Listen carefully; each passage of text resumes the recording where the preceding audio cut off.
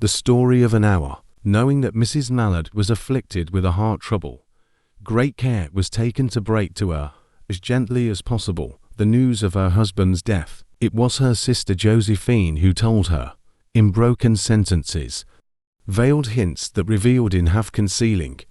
Her husband's friend Richards was there, too, near her. It was he who had been in the newspaper office when intelligence of the railroad disaster was received, with Brentley Mallard's name leading the list of killed. He had only taken the time to assure himself of its truth by a second telegram, and had hastened to forestall any less careful, less tender friend in bearing the sad message. She did not hear the story, as many women have heard the same, with a paralyzed inability to accept its significance. She wept at once, with sudden, wild abandonment, in her sister's arms.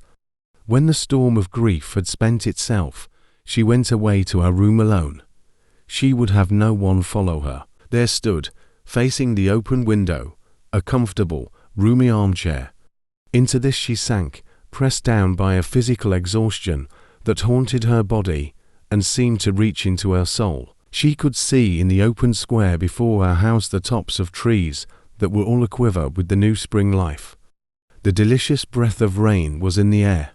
In the street below a peddler was crying his wares. The notes of a distant song, which someone was singing, reached her faintly, and countless sparrows were twittering in the eaves. There were patches of blue sky here and there through the clouds that had met and piled one above the other in the west facing her window. She sat with her head thrown back upon the cushion of the chair, quite motionless, except when a sob came up into her throat and shook her, as a child who has cried itself to sleep continues to sob in its dreams. She was young, with a fair, calm face, whose lines bespoke repression, and even a certain strength.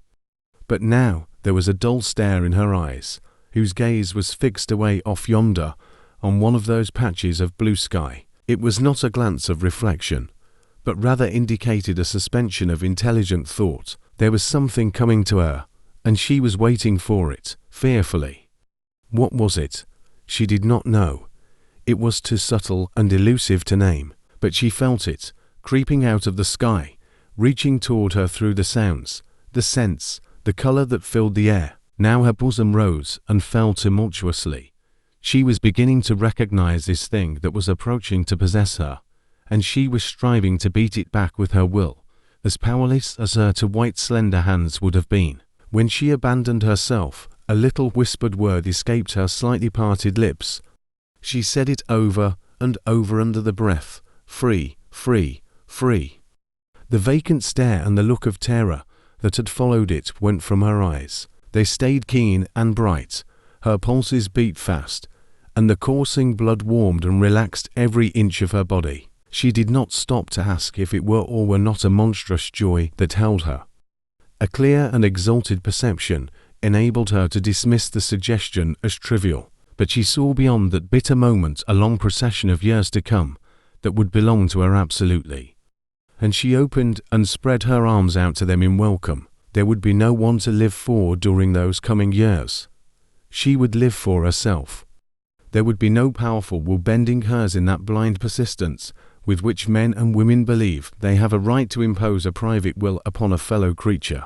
A kind intention or a cruel intention, the act seemed no less a crime. She looked upon it in that brief moment of illumination, and yet she had loved him, sometimes, often she had not. What did it matter? What could love, the unsolved mystery, count for in the face of this possession of self-assertion, which she suddenly recognized as the strongest impulse of her being? Free, body and soul free. She kept whispering.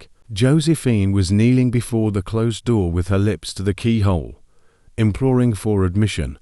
"Louise, open the door, I beg. Open the door. You will make yourself ill.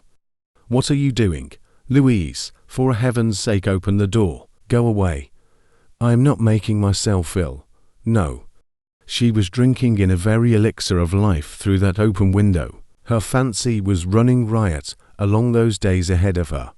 Spring days, and summer days, and all sorts of days that would be her own.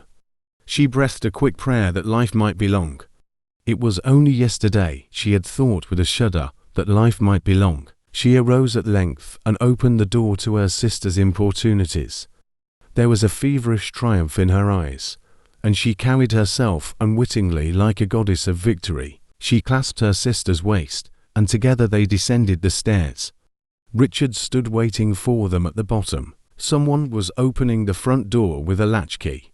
It was Louise Mallard who entered, a little travel-stained, composedly carrying his gripsack and umbrella. He had been far from the scene of the accident, and did not even know there had been one. He stood amazed at Josephine's piercing cry, at Richard's quick motion to screen him from the view of his wife. When the doctors came, they said she had died of heart disease, of the joy that kills. Thanks for watching.